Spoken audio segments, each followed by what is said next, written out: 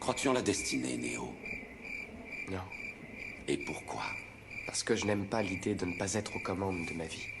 Bien sûr, et je suis fait pour te comprendre.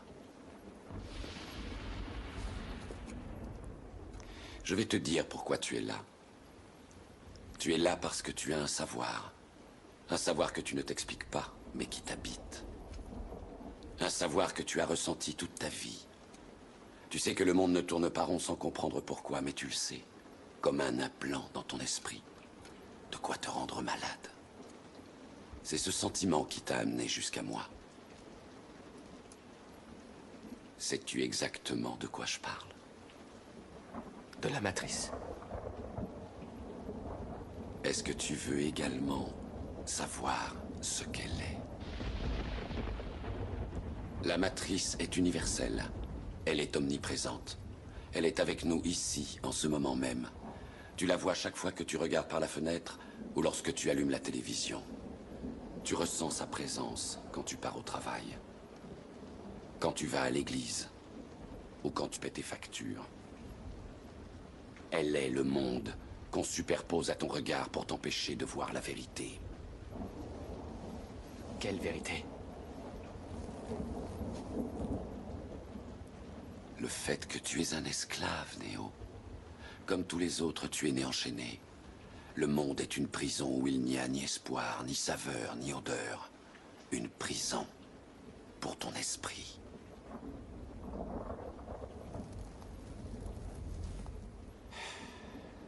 Et il faut que tu saches que malheureusement, si tu veux découvrir ce qu'est la matrice, tu devras l'explorer toi-même.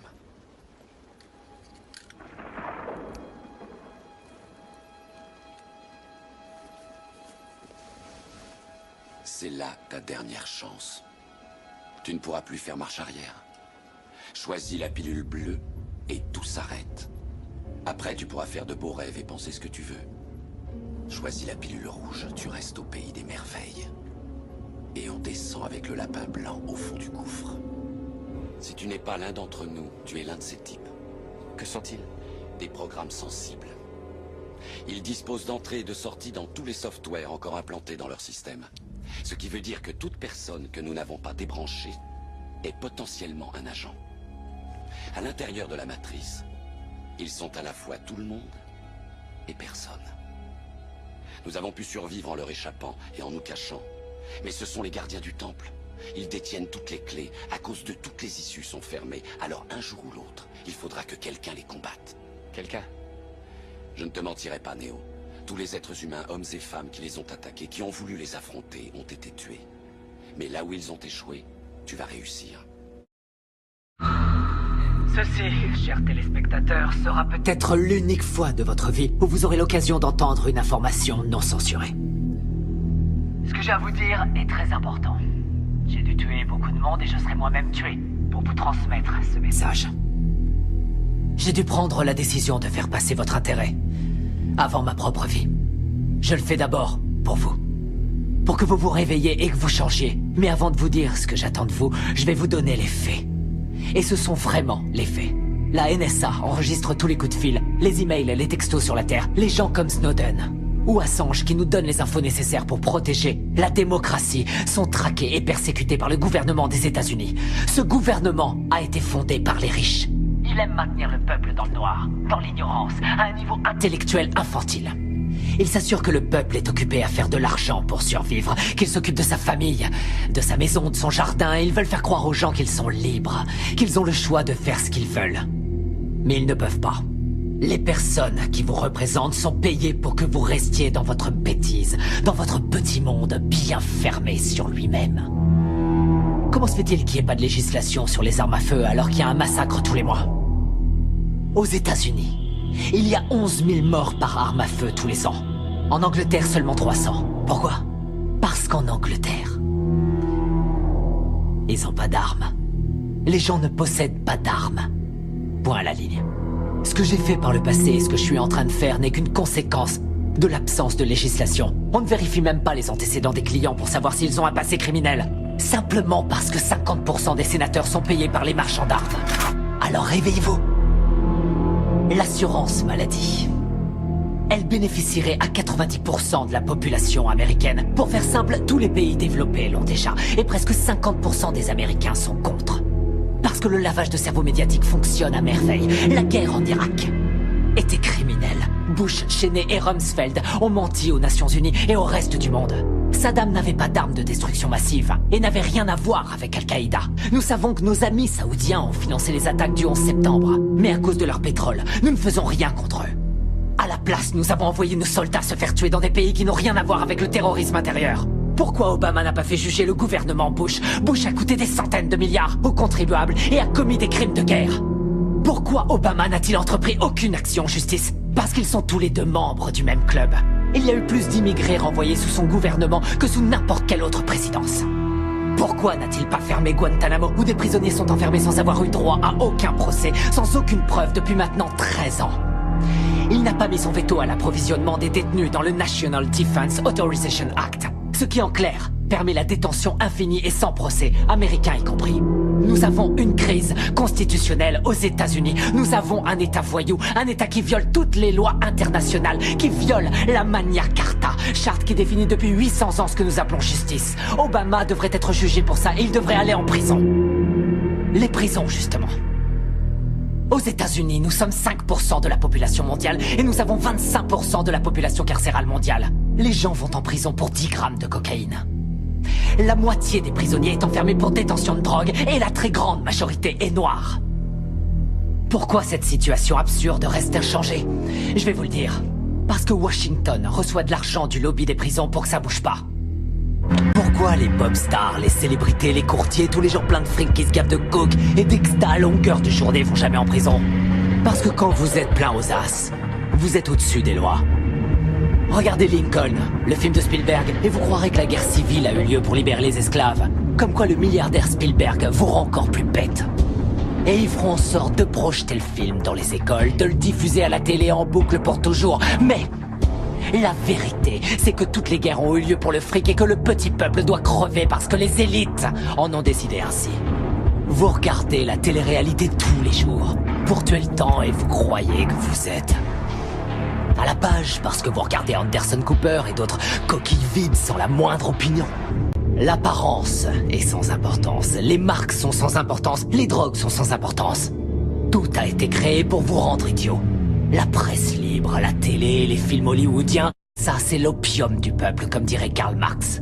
Je vais vous ouvrir les yeux.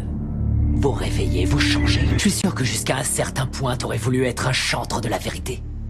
Pas vrai? Avant que tu sois intéressé par le fric, par la télévision, je suis sûr que t'aurais voulu être un vrai journaliste. Je suis un vrai journaliste. Mais je crois aussi en l'ordre public et je crois en la Constitution. La Constitution est un mécanisme de contrôle pour les riches. L'ordre, c'est eux. Ils ont fait la Constitution pour protéger l'argent et les terres qu'ils ont volées.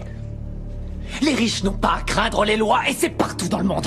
Regarde les oligarques russes et les propriétaires allemands de l'industrie automobile, des chemins de fer, de l'industrie pharmaceutique. Ils ont tous utilisé le travail des esclaves sous Hitler. Pas vrai? Et les propriétaires de ces entreprises sont toujours les mêmes.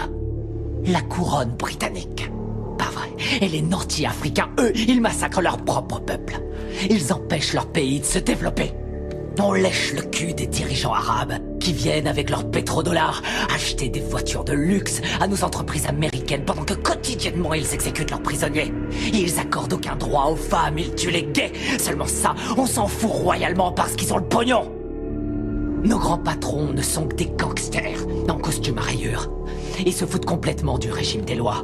Ils ont mis en place le plus sophistiqué des systèmes de sécurité intérieure de l'histoire de l'humanité. Ils ont violé les plus basiques de nos droits constitutionnels et nos libertés civiles. Ils ont détourné les ministères du gouvernement en filiales de leurs propres entreprises. Ils se sont emparés du système de contrôle de l'information pour saturer les ondes de mensonges dont tu es un bon contributeur, Chip. Tu n'es pas différent des autres journalistes.